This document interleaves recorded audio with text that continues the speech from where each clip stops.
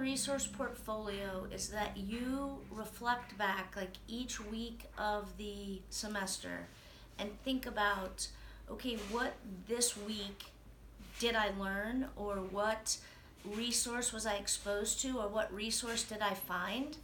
And I just want you to compile either a Word document, a PowerPoint, a blog, something in electronic form that's a living document that you can change as you find new resources that you can add to, as you find resources that are going to be valuable to you. Again, make it about where you see yourself. So whether that's in a classroom, early childhood, whether that's in a self-contained classroom, whether that's occupational therapist, speech therapist, a social worker, wherever you see yourself, I want you to just compile resources. And they don't just have to come from this class, but that's where I would start. So you're not putting things in your resource portfolio for me, you're putting things in there for you that you can hopefully go back to when you're working with somebody that maybe could benefit from a social story. And you'll go to your resource that you created and you're like, okay, this is what I created before, this is where I went for the information. And I know that you can Google things that you want these days, but it's not always the best information. And when you're involved in creating something, your knowledge of that is going to be much deeper. So I say that I want you to include copies of your projects.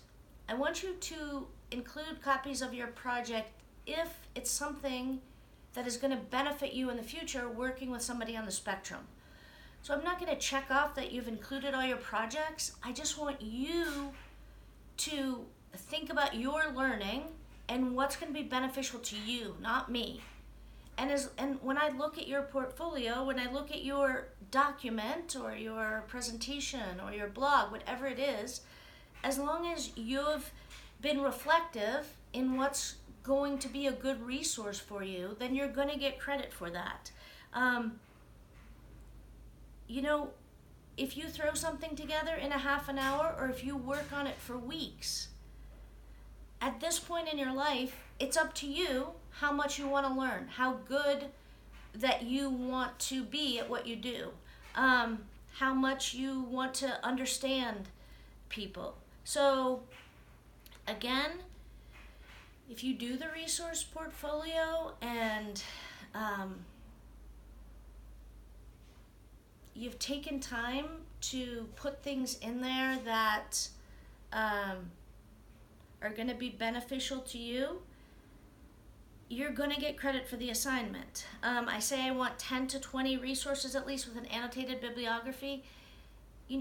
You're going to have the link, and you're going to have just a couple sentences, maybe a paragraph of what's there, why it's valuable, why you would go there.